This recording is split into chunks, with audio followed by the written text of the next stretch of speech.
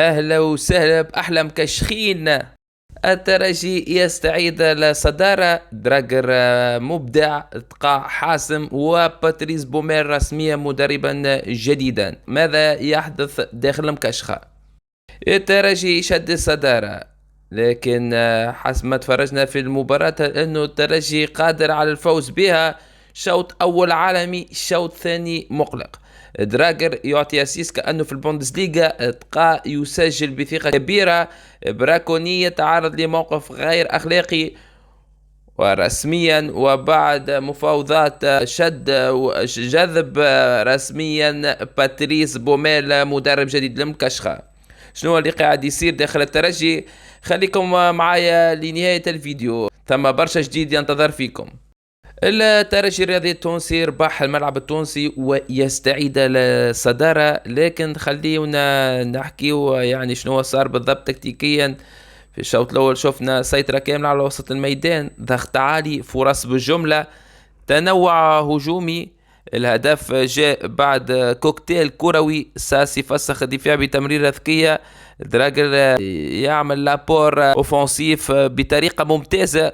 كرة روتري وحسام تقع في المكان الصحيح. هذا هدف يتصنع مش صدفة. الملعب التونسي كان ينجم يقبل 3 أو 4 أهداف لولا تألق الحارس الفرحاتي. صراحة قدم مباراة رائعة هذا الحارس اللي تكون في النادي الإفريقي، ومر بعديد المحطات ليحط في الملعب التونسي وأنقذ فريقه في أكثر من مناسبة.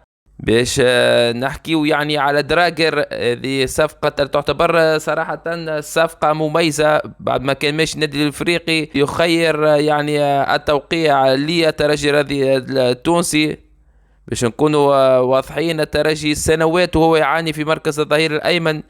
اليوم محمد دراجر اعطى اضافة واضحة، طلع برشا في الهجوم وراته كانت مدروسة. قراءة ممتازة للملعب، اسيست حاسم، شخصية لاعب كبير. صحيح ما هوش في افضل فورمة بدنية، لكن حتى بنسبة 60-70% كان الافضل على الميدان. اذا يوصل للفورمة الكاملة الترجي يربح سلاح هجومي خطير وخطير جدا.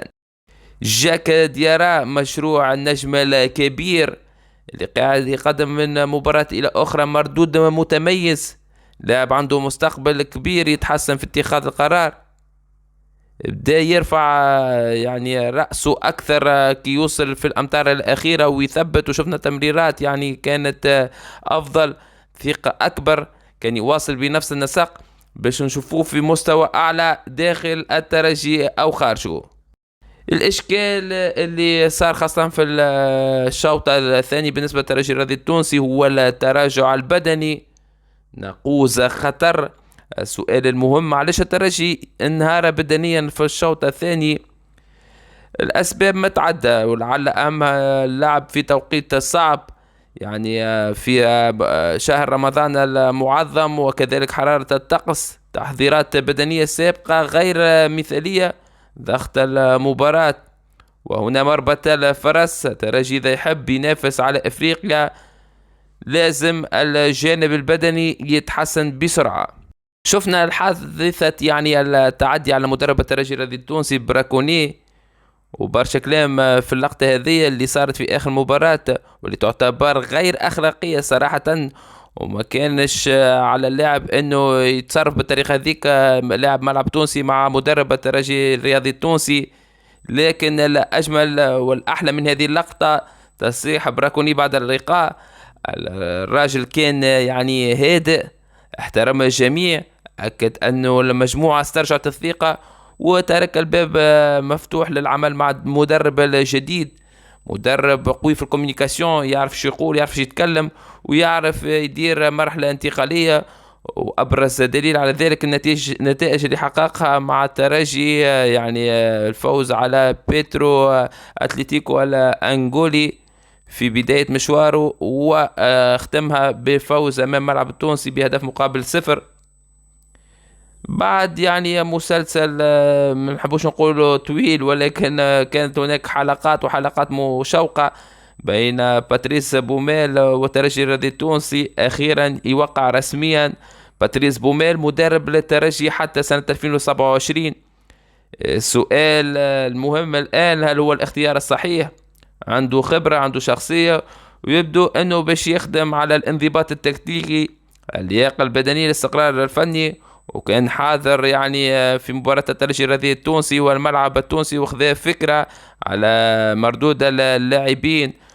وتنتظروا يعني خدمة كبيرة باش يرجع الترجي الرياضي التونسي كما كان قبل يوجع، يعني خاصة في افريقيا. والأهم من هذا كله هي مباراة الأهلي القادمة، يعني مباراة الذهاب في رادس والعودة في القاهرة. لازم برشا حسابات، لازم برشا تكتيك. مباراة تتلعب على شوطين، الشوط الأول في تونس كما قلنا، الشوط الثاني في مصر. فهل يقدر الترجي الرياضي التونسي المرة هذه على تخطي عقبة الأهلي المصري والمرور للنصف النهائي؟ هذا ما يتمناه كل مكشخ. ومن هون تطرح سؤال، هل الترجي جاهز للأهلي؟ الحقيقة ما زال الترجي ما حضرش كما يلزم، خاصة انه الاهلي قاعد يرجع يعني في مستواه. وشفنا يعني في المباراة الاخيرة في دور المجموعات امام الجيش الملكي قدم مردود رائع. لكن الترجي عنده جودة، عنده بنك احتياط قوي، عنده عناصر قادرة تصنع الفارق. إذا يتحسن الجانب البدني ويستقر الاختيار الفني، فإنه الترجي ينجم يعمل حاجة كبيرة أمام الأهلي المصري.